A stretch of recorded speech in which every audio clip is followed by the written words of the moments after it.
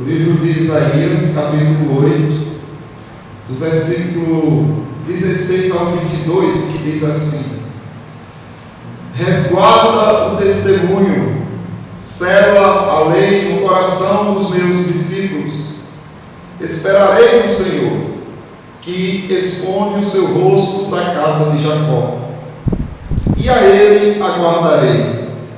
Eis-me aqui, e os filhos que o Senhor me deu, para sinais e para maravilhas em Israel, da parte do Senhor dos exércitos, que habita no monte Sião. Quando vos disserem, consultai os necromantes e os adivinhos, que chilreiam e murmuram, acaso não consultará o povo ao seu Deus?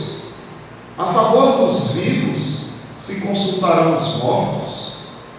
A lei e ao testemunho, se eles não falarem desta maneira, jamais verão a alva. Passarão pela terra duramente oprimidos e famintos, e será que, quando tiverem fome, enfurecendo-se, amaldiçoarão ao seu rei e ao seu Deus, olhando para cima. Olharão para a terra, e eis aí angústia, escuridão e sombras de ansiedade, e serão lançados para densas trevas. Que o Senhor nos ajude na reflexão de sua santa palavra. Ter em si o poder de Deus, é isso que deve ser a maior ambição, ou a única ambição do crente, daquele que serve ao Senhor. O contexto aqui é um contexto difícil, onde o rei Acais negou ao Senhor, quando o Senhor, pelo profeta Isaías, lhe ofereceu ajuda, auxílio contra os reis de Israel e os reis da Síria. E aqui nós vemos que o Senhor está trazendo alguma esperança para uns poucos, para aqueles a quem Ele chama de filhos.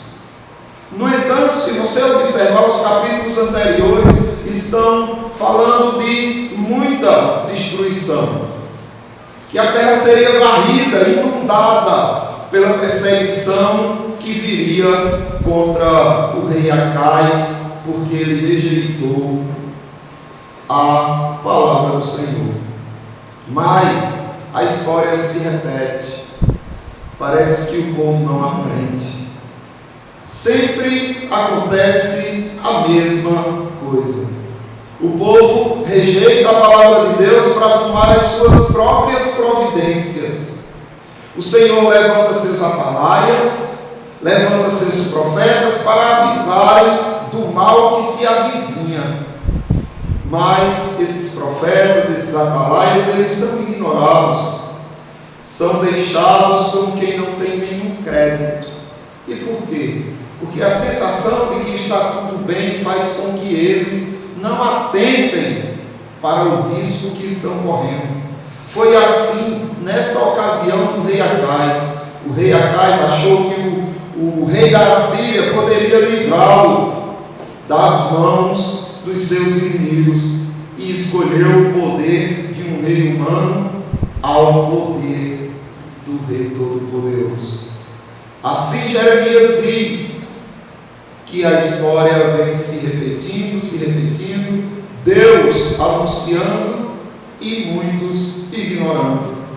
No livro de Jeremias, capítulo 25, 3 e 4, você observa dizendo o seguinte: durante 23 anos, desde o 13º de Josias, rei de Amon, rei de Judá, até hoje, tem vindo a minha palavra do Senhor. E, começando de madrugada, eu vos tenho anunciado, mas vós não escutastes. Também, começando de madrugada, vos enviou o Senhor todos os seus servos, os profetas, mas vós não os escutastes, nem inclinastes os ouvidos para ouvir. Então, o descaso, a indiferença de um povo frio é a causa de sua própria destruição. Eu quero refletir com você hoje o versículo 16, que diz: resguarda o testemunho, sela a lei no coração dos meus discípulos. Esperarei no Senhor, que esconde o seu rosto da casa de Jacó, e a ele aguardarei. Eis-me aqui e os filhos que o Senhor me deu, para sinais e para maravilhas em Israel, da parte do Senhor dos Exércitos, que habita no monte Sião. Então aqui você vê Isaías trazendo uma revelação cristocêntrica. É uma profecia que aponta para o próprio Senhor Jesus Cristo, porque mais à frente nós veremos que esse mesmo texto é usado justamente para se referir a Jesus Cristo, quando trata dos seus irmãos, dos filhos que lhe foram dados. E nós vemos algumas palavras que mostram o que Deus quer do seu povo. A lei de Deus selada no coração. Como é a sua relação com Deus? Reflita sobre isso. O que Deus quer de você? Estamos estudando na quinta-feira sobre o Catecismo Maior de Westminster. E a pergunta do catecismo que estamos estudando é a que diz: qual é o dever que Deus requer do homem? E a resposta é: o dever que Deus requer do homem é que seja observado, seja obedecida a sua palavra revelada. Ora, e é isso que Deus está dizendo pelo profeta Isaías: resguarda o testemunho, sela a lei no coração dos meus discípulos. Esperei no Senhor, que esconde o seu rosto da casa de Jacó, e a ele aguardarei. Eis-me aqui e os filhos que o Senhor me deu, para sinais e maravilhas em Israel, da parte do Senhor dos Exércitos, que habita no monte Sião. Como é incrível aqui esta revelação, porque em meio de tantas coisas ruins que estavam para surgir, em meio de tantas ameaças, de tantas imprecações contra Israel e contra Judá, aqui está o Senhor falando, dando uma pausa para se referir a um pequeno povo, pouquíssimos, que estariam sendo guardados e cuidados. E aí você observa, resguardar, o que significa isso? Significa abrigar, conservar, guardar, preservar, proteger. E o que é que ele está dizendo? Resguarda o testemunho. Então você tem o testemunho da palavra de Deus para cuidar, para abrigar, para guardar no teu coração. O que você vem acumulando no coração? Geralmente as pessoas acumulam muita inquietação, muita ansiedade, muita preocupação com o futuro, ou muita culpa pelo passado. Poucos param para guardar no coração o testemunho do Senhor, tudo que o Senhor revelou. E ele diz: sela. Ou seja, ele está pedindo para selar a lei no coração dos discípulos. E o que seria selar? É estampar, é carimbar, é marcar de maneira que não saia mais. Depois ele fala das maravilhas. Depois que ele diz que selará, ele diz que vai esperar. Esperei no Senhor. Sim, esperou no Senhor quando?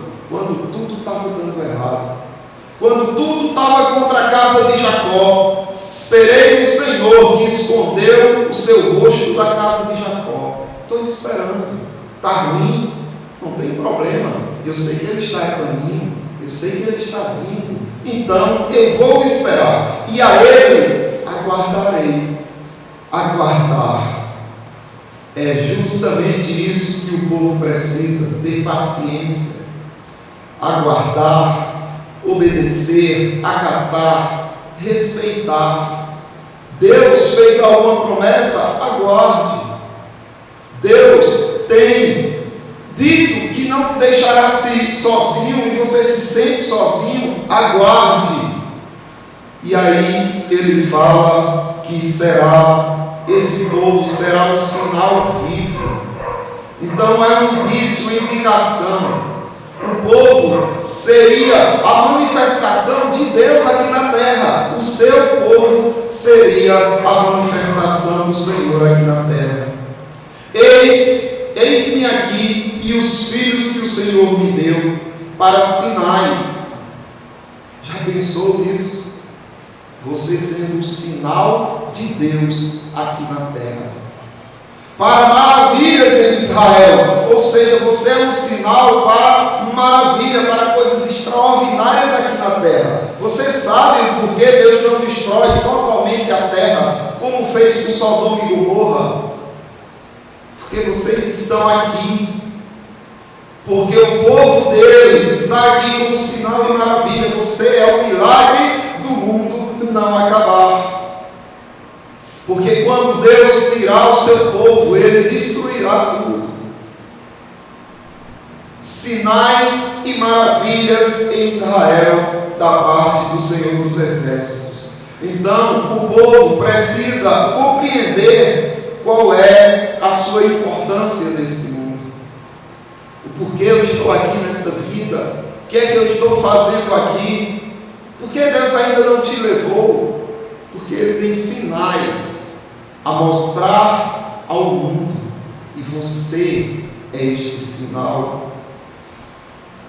Então você precisa olhar para além das circunstâncias. Você precisa ter uma visão que vá além do momento atual. O que é que Deus fez com você?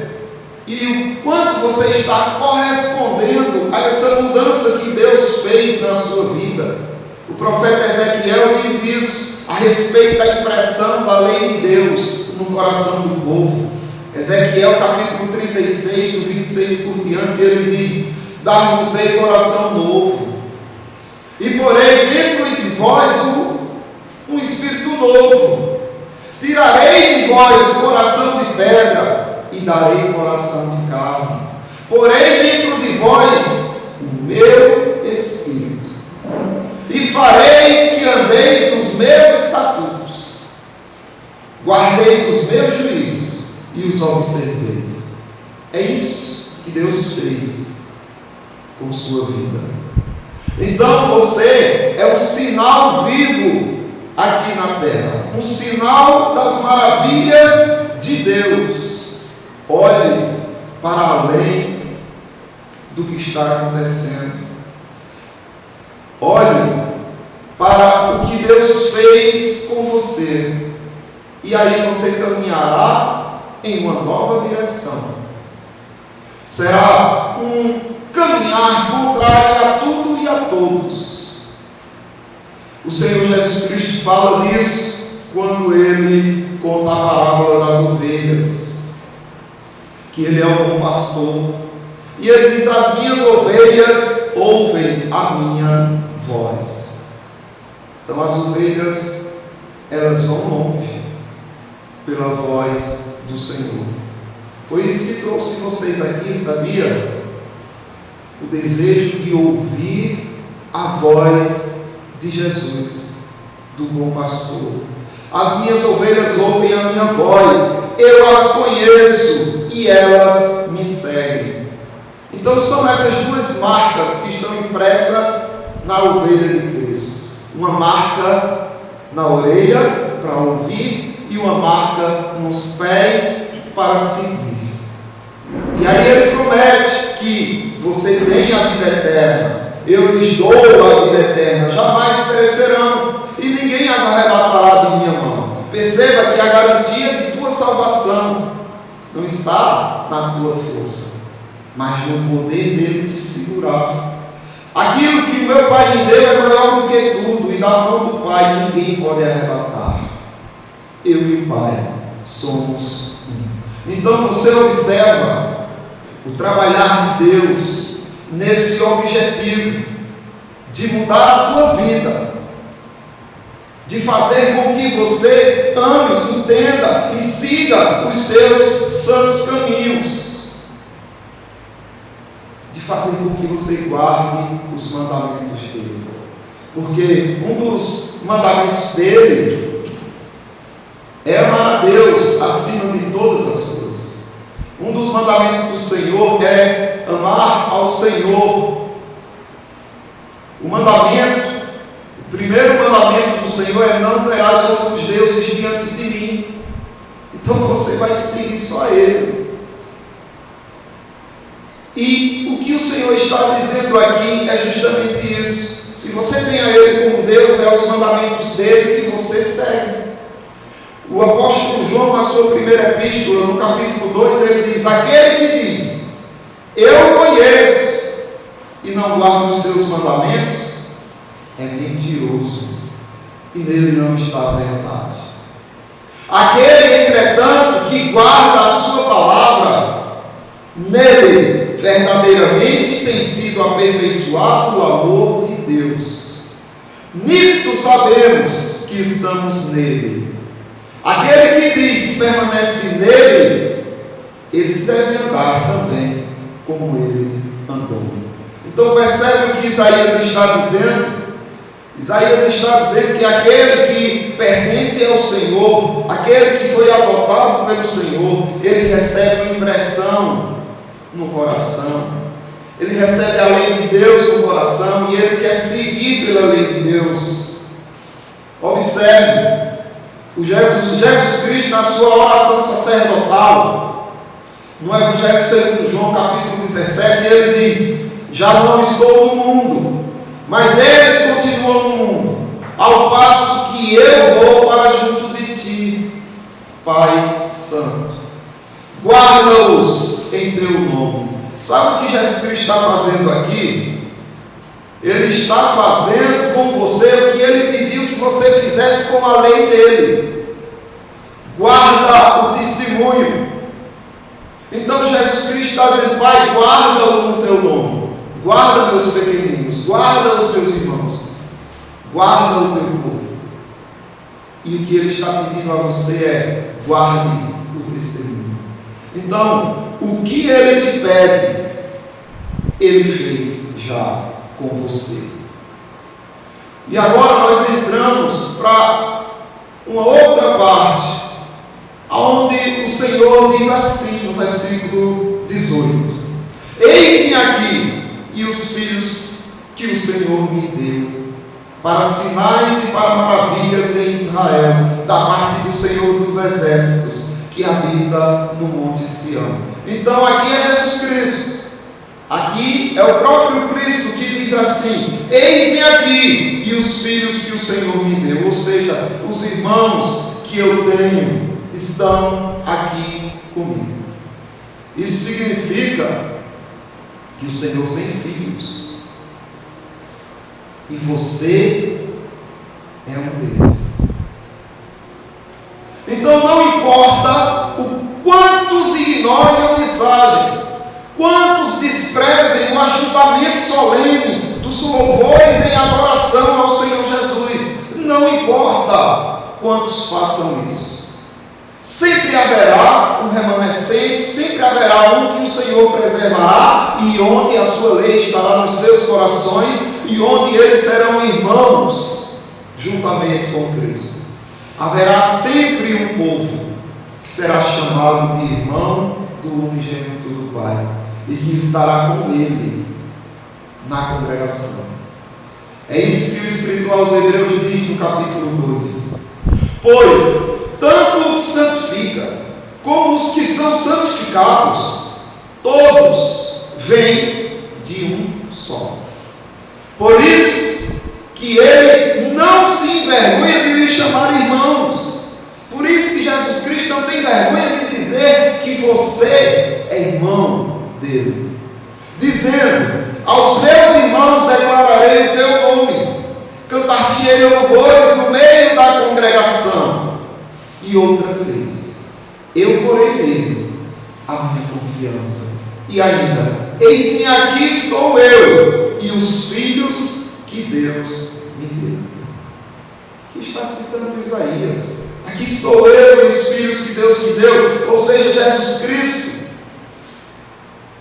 Ele não tem vergonha de você, mas muitas vezes você se envergonha de obedecer e escolhe um caminho que não é o dele. Por isso que o Senhor trabalha na vida do seu povo, trazendo o seu povo ao seu ajuntamento solene, no meio da congregação, para que todos juntamente entendam o que eles são. São uma família imensa, uma família especial, uma família nesta terra que representa a família de Deus, que representa Deus. São sinais aqui na terra para os ímpios. Eles têm o poder de serem feitos filhos de Deus. Quem poderia te dar esse poder? Quem poderia fazer com que você se tornasse de um filho do diabo a um filho de Deus? Senão somente o próprio Deus. Mas a todos quantos receberam, deu-lhes o poder de serem feitos filhos de Deus, a saber, aos que creem no seu nome, os quais não nasceram do sangue. Então não é porque você tem sangue judeu que você é filho de Deus. Você não nasceu como filho de Deus por causa do sangue, nem da vontade da carne. Não foi porque o teu pai teve vontade que você fosse filho de Deus, ou porque você mesmo teve vontade de ser filho de Deus, que você renasceu como filho de Deus. Não é da vontade da carne, nem da vontade do homem.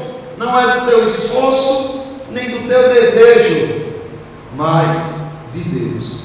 Então foi uma escolha do próprio Deus, que se cumpriu quando o Verbo se fez carne e habitou entre nós, cheio de graça e de verdade, e vimos a sua glória como do unigênito do Pai. Percebem que grandioso privilégio, que honra imensa Deus te deu. O que Ele fez com você, ninguém poderia fazer. Você recebeu o poder de ser feito filho dele. E Paulo aos Romanos relata justamente isso. Vimos na liturgia, capítulo 8 de Romanos: pois todos os que são guiados pelo Espírito de Deus são filhos de Deus. Porque não recebeste o espírito de escravidão para vivermos outra vez atemorizados, mas recebeste o espírito de adoção, baseados no qual clamamos: Abba, Pai. O próprio Espírito testifica com o nosso espírito que somos filhos de Deus. Ora, se somos filhos, somos também herdeiros, herdeiros de Deus e co-herdeiros com Cristo. Se com Ele sofremos, também com Ele seremos glorificados. Então cuidado com o que você pensa quando você está passando por alguma situação difícil. Cuidado com a inclinação para a murmuração, para o descontentamento, quando você está passando por alguma aflição, por algum sofrimento, porque é justamente isso que você herdou de Cristo. Você não herdou de Cristo só o céu, você não herdou de Cristo somente as benesses, as coisas boas, as gloriosas. Você herdou de Cristo também a vergonha, a perseguição, a humilhação, a doença, a dor. Cristo ficou enfermo, sabia? Na cruz. todas as suas enfermidades caíram sobre ele. Na cruz, todos os teus pecados caíram sobre ele.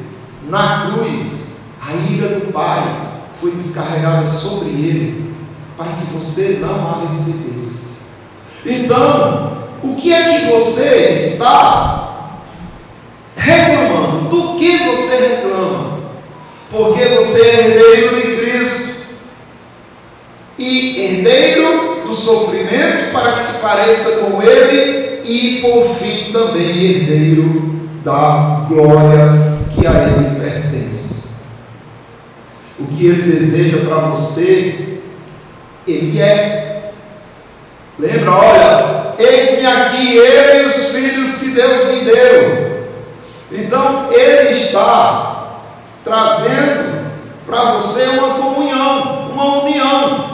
Ele está exigindo união. Ele não disse, eis-me aqui o filho que Deus me deu. Não, e os filhos que Deus me deu. Ou seja, ele está dizendo que existe um povo que precisa amar, que precisa se respeitar, que precisa se cuidar. Ele está dizendo que esse povo precisa ser um. E na oração sacerdotal, na parte que nós lemos, onde Jesus Cristo diz, Pai Santo, guarda-os em teu nome, que me destes, ele conclui dizendo, para que sejam um, assim como nós somos. Então, o que Cristo pede de você, ele já fez por você. Ele guarda você, e ele pede que você guarde a lei dele. Mas ele diz que é um com o Pai, e ele quer que vocês sejam um também. Eles não são do mundo, como eu não sou. E aqui está o sinal. Lembra que esse povo seria um sinal de maravilhas? Pois bem, aqui está o sinal. Ainda na oração sacerdotal, no capítulo 17 do Evangelho segundo João, ele diz, não rogo somente por estes, mas também por aqueles que vierem a crer em mim por intermédio da tua palavra, a fim de que todos sejam um, e como és tu, ó Pai, em mim, e eu em ti, também sejam eles em nós.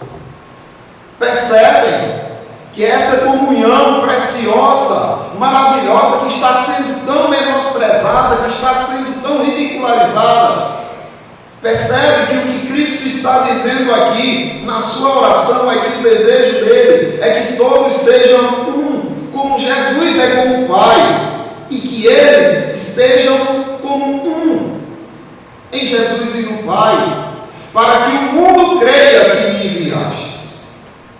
Percebe? Aqui está o sinal, para que o mundo perceba que esse povo não é um povo qualquer, para que o mundo observe e veja o comportamento desse povo e diga, nossa, eu creio que esse povo tem comunhão e união com Deus. Eu lhes tenho transmitido a glória que lhe tens dado, para que sejam um, como nós somos. Eu deles, e tu em mim, a fim de que sejam aperfeiçoados na unidade. Para quê? Para que o mundo conheça que tu me enviastes, e os amastes, como também amastes a mim. Vocês percebem que riqueza é essa que você possui? O quão grandioso é você ter a lei de Deus no seu coração, enquanto muitos não têm nem interesse por ela, e você vive ela.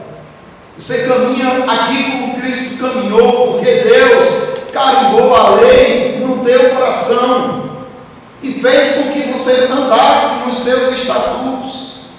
Percebe que riqueza é essa? Que é a riqueza dele ter te adotado e dito, vai fazer parte de mim. Não vão se perder. Pai, a minha vontade é que onde eu estou, estejam também comigo os que me destes, para que vejam a minha glória que me conferistes, porque me amastes antes da fundação do mundo. Então hoje você está vendo sofrimento, está um pouco desiludido, não fique não. Você pode sofrer honrando o nome do Senhor, glorificando a Deus e sendo sinal nesta terra onde só pensam em posses, saúde e prosperidade.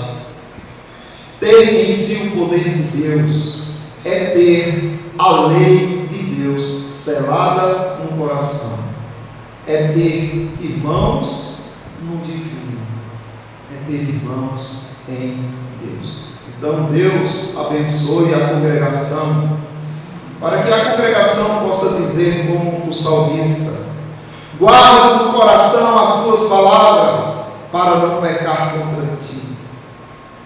Ou ainda: eu amo, Senhor, a habitação de tua casa e o lugar onde a tua glória assiste. Deus abençoe os irmãos. Amém. Amém, irmãos. Vamos ter agora um momento da Santa Ceia, um momento onde nós vamos participar com os nossos irmãos, nessa comunhão santa, da mesa que o próprio Jesus Cristo instituiu. Foi Ele que instituiu esta mesa. Esta mesa não é criação de homens, não é ordenança de homem, é uma criação do próprio Deus e uma ordenança do próprio Senhor Jesus Cristo. Ele quer que honrem esse momento. E aqueles que não honram esse momento, diz o apóstolo Paulo, muitos ficaram enfermos e outros até morreram. Se você não sabe o valor que isso tem, que este santo sacramento tem, então nem tome parte. Mas, se você sabe o valor que ele tem, se você já professou a sua fé em Jesus Cristo, se você faz parte de uma igreja genuinamente cristã, então participe dela. Porque esta mesa não pertence à Igreja Presbiteriana Conservadora do Brasil.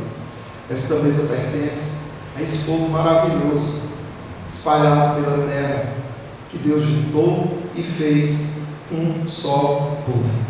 Então nós vamos, nesse momento, administrar o sacramento